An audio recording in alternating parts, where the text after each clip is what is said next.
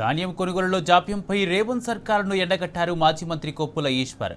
వడ్ల కొనుగోళ్లపై మంత్రి అట్లూరి లక్ష్మణ్ అబద్ధాలు మాట్లాడుతున్నారని మండిపడ్డారు. తరుగు పేరుతో రైతులను నిలువునా మోసం చేస్తున్నారని ధ్వజమెత్తారు. ఈ మేరకు పెద్దపల్లి జిల్లా ధర్మారంలో కొప్పుల ఈశ్వర్ ఆధ్వర్యంలో గులాబీ శ్రేణులు ధర్నా చేపట్టారు. కాంగ్రెస్ డౌన్ డౌన్ నినాదాలతో హోరెత్తించారు. వెంటనే అన్నదాతలకు న్యాయం చేయకపోతే ఆందోళనను మహోధృతం చేస్తామని హెచ్చరించారు.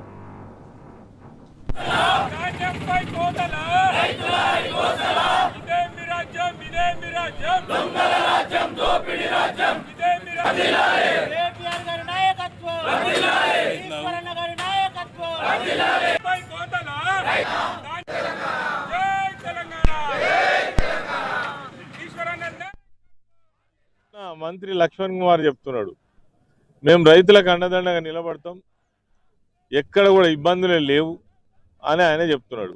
నువ్వు ఇంట్లో బండి కలలు కంటే ఇబ్బందులు లేనట్టే ఉంటుంది లక్ష్మణ్. ప్రజలకు రా, రైతులతో మాట్లాడు, ఏ కళ్ళం దగ్గర ఏం జరుగుతుందో తెలుసుకో.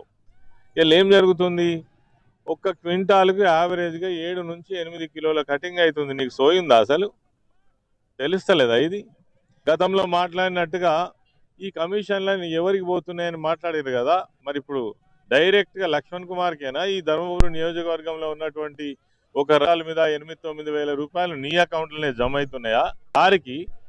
కాబట్టి ఇవన్నీ మాయమాటలు చెప్పుడు కాదు.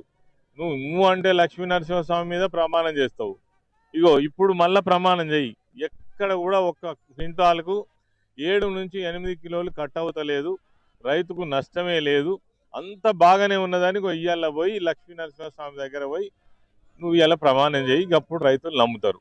లేదంటే నీ అన్ని దొంగ మాటలు, లంగ మాటలు, ఎన్నికలలో ఓట్ల కోసము చెయ్యని ప్రమాణం లేదు, చెప్పని మాట లేదు, తర్వాత ఆడని అబద్ధం లేదు, నీ జీవితమే అబద్ధమా? ఇలా మంత్రి వైద్యవి ఏం సంబరం నీకు సంబరం, సంతోషం ఉండవచ్చు. వెనుకో 4 కార్లు, ముంగటో 4 కార్లు, నీ కార్యకర్తలకు నీకు సంతోషం ఉండవచ్చు. నీకు మాత్రం ఇది కనబడతలేదు. అంత బాగున్నదని చెప్తున్నావు కదా, ఎక్కడ బాగున్నదో చెప్పు. ఇగో నేను ఈ సందర్భంగా నీకు సవాల్ విసురుతున్నా. ధర్మారం మండల కేంద్రం నుంచి ఏ సెంటర్కి వస్తావో రా, నేను కూడా వస్తా.